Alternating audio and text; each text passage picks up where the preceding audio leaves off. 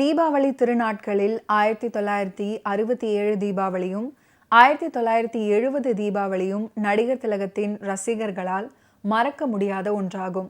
அந்த 2 தீபாவளியிலும் ஒரே நாள்ல நடிகர் திலகத்துடைய 2 திரைப்படங்கள் வெளியிடப்பட்டு 2மே 100 நாட்களை கடந்து ஓடி சாதனை படைத்தது.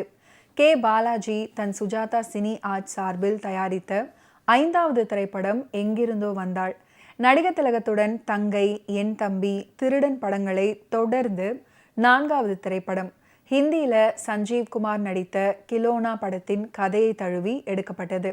பின்னாட்கள்ல எங்கிருந்தோ வந்தாள் படத்தை பார்த்த சஞ்சீவ், நல்ல வேளை சிவாஜி அவர்களுக்கு முன்னால் நான் நடித்து விட்டேன், இல்லாவிட்டால் அதே நடிப்பை என்னிடமும் மக்கள் எதிர்பார்த்திருப்பார்கள் அப்படின்னு சொல்லிக்கொண்ட திரைப்படம்.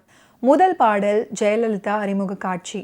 ஹைதராபாத் நாட்டியக்காரியாக வரும் ஜெயலலிதாவுக்காக எஸ். ஜானகி பாடிய வந்தவர்கள் வாழ்க மற்றவர்கள் வருக பாடலில் ஹார்மோனியம், சாரங்கி, தபேலா அனைத்தும் துள்ளி விளையாடும். சேகரிடமிருந்து கவிதாவை பிரித்தானோ அதே சுகுமார் சேகரின் தங்கையையும் தன் வலையில் வீழ்த்தி அவளை இழுத்து கொண்டு ஓடப்போகும் சமயம்.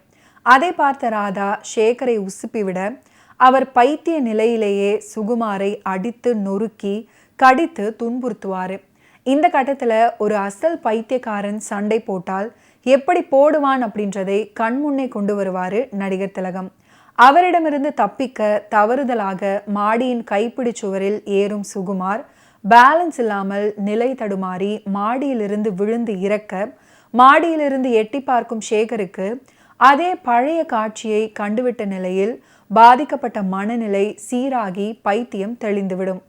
பார்த்தீங்களா, உங்கள் பிள்ளைக்கு குணமாயிடுச்சு, இதோ பார்த்தீங்களா உங்கள் தம்பிக்கு குணமாயிடுச்சு அப்படின்னு மேஜர் பாலாஜி போன்றோரிடம் ஒவ்வொருவராக அழைத்து சென்று காண்பிக்கும் போது அவர் காட்டும் முக மலர்ச்சி, ஒவ்வொருவராக பார்த்து சந்தோஷப்பட்டு கொண்டு வரும் சிவாஜி, கடைசியில அண்ணி தேவிகாவிடம் அண்ணி யார் இந்த பொண்ணு அப்படின்னு கேட்கும்போது அதிர்ச்சியில் அப்படியே முகம் மாறும் பாவனை, ஜெயலலிதா அவர்களுடைய நடிப்பாற்றலை எடுத்து சொல்லும் காட்சி.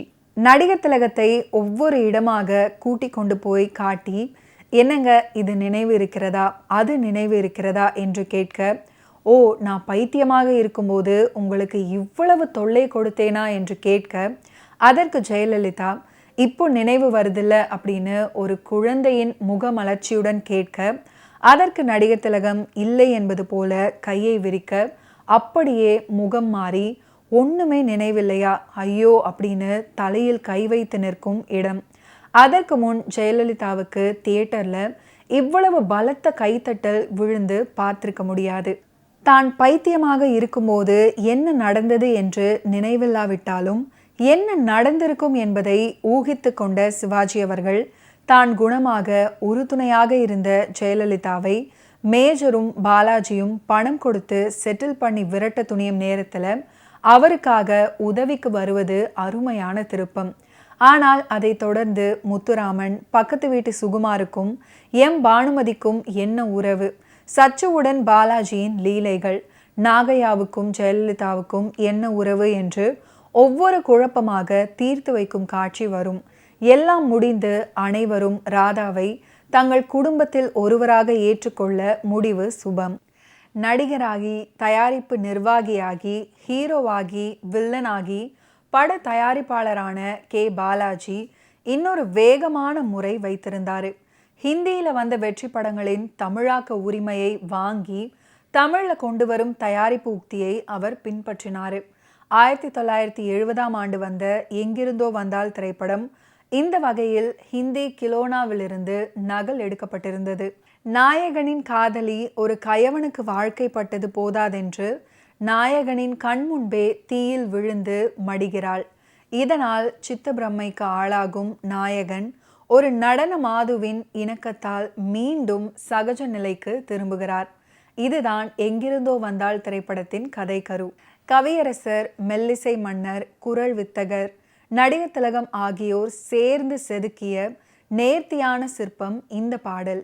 அதிலும் நான் என்று 2 எழுத்து வார்த்தையை ராக ஆலபனையோடு இவ்வளவு அழகாக இழுத்து பாட டிஎம்எஸ்ஐ விட்டால் வேறு யார் இருக்கிறார்கள்? சேகருக்கு ராதா சாகுந்தலம் படித்து காட்டும் காட்சியில கற்பனையில் உருவாகும் காளிதாச மகாகவி காவியம் பாடல்.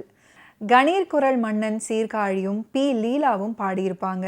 துஷ்யந்தனாக நடிகர் திலகம் தோன்றும் காட்சியில பலத்த கைத்தட்டல்.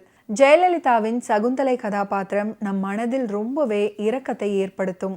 ஓகே வியூவர்ஸ், இன்னைக்கு நிகழ்ச்சியில நடிகர் திலகம் சிவாஜி கணேசன் அவர்களுடைய ஃபிலிம் கெரியரில் நடந்த பல இன்ட்ரெஸ்டிங்கான விஷயங்களை நீங்கள் பார்த்து தெரிஞ்சிருப்பீங்க. மீண்டும் அடுத்தடுத்த எபிசோட்ஸில் சந்திப்போம். நன்றி, வணக்கம்.